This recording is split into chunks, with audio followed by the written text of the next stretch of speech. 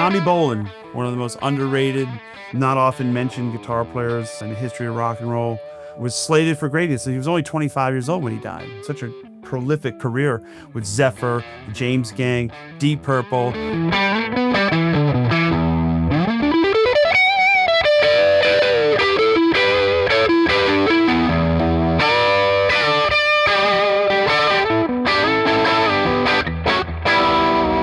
What we have here is the Tommy Bolin 1960 Les Paul. It's got a special set of pickups, and Seymour Duncan has done a great job recreating these pickups.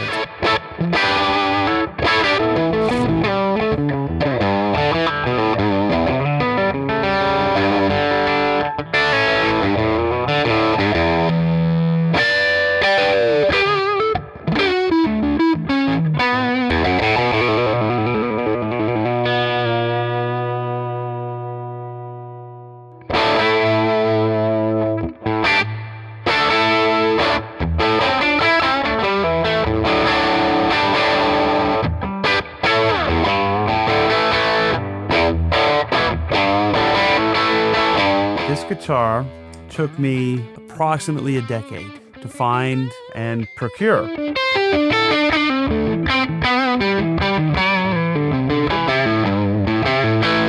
And it started with a conversation with the late, great Johnnie Bolin, who was Tommy's brother. He came to a show of mine in Sioux City, Iowa. And I asked him about Tommy's 1960 Sunburst Les Paul that he played with Zephyr and Deep Purple and the James Gang.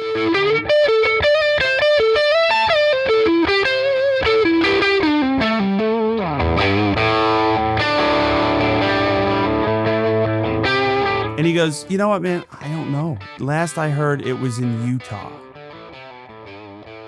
Trail goes quiet.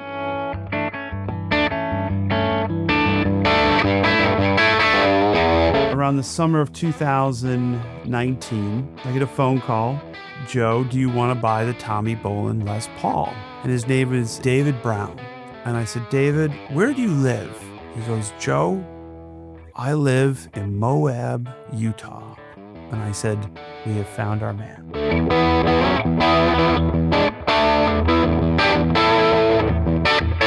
And I was just, oh my God, this 10-year journey is complete. And I'm the custodian of one of my guitar heroes, 1960 Sunburst Les Paul.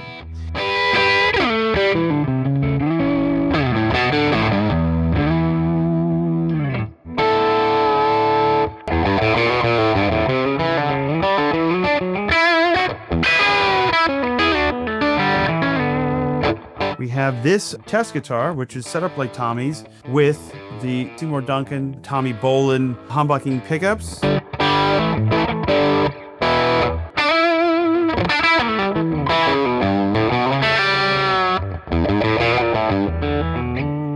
The interesting quality of these, not all P.A.Fs are created equal. Turns out, which is almost diametrically opposed to what you would think, the cleaner, clearer sound in the front pickup is actually slightly hotter.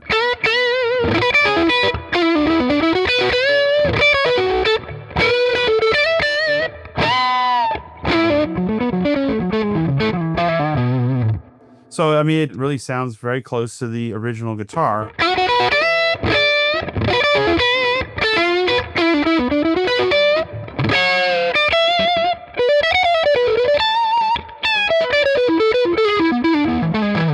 And the bridge pickup is actually lower in output, and this has a nice bite to it, but it's not too bright, and it's nice and thick on the bottom end.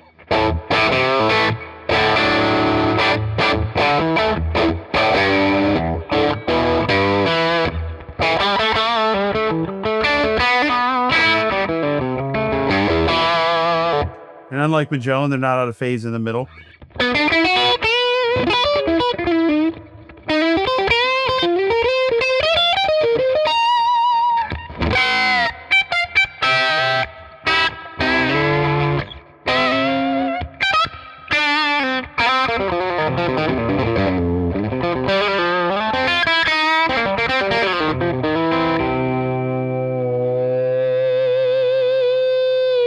And they feed back nice.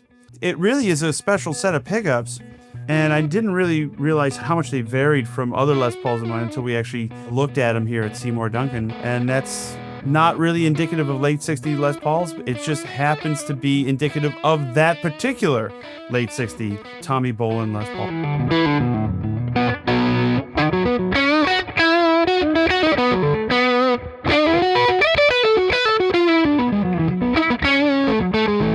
The flag pickguard, everybody asked me about this, and this is all worn out from Tommy, not me.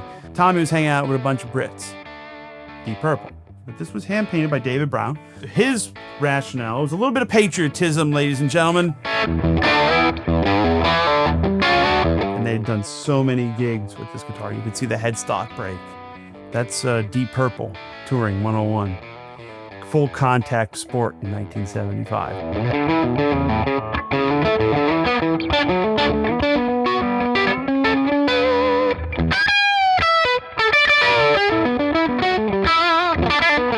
To be able to recreate pickups that can go into a replica that's $500 that sound equally as good, if not somewhat better, than a guitar that costs hundreds of thousands of dollars. And you can turn an Epiphone into the Tommy Bolin Burst and then play your favorite Come Taste the Band tracks from Deep Purple.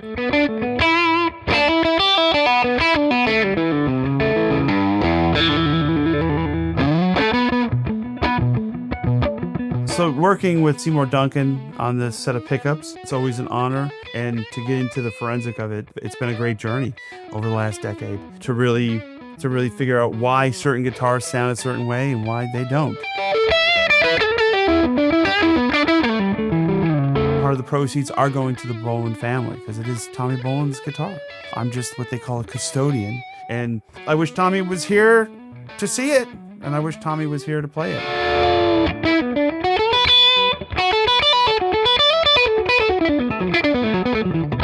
It's a piece of rock and roll history. I'm honored to own it.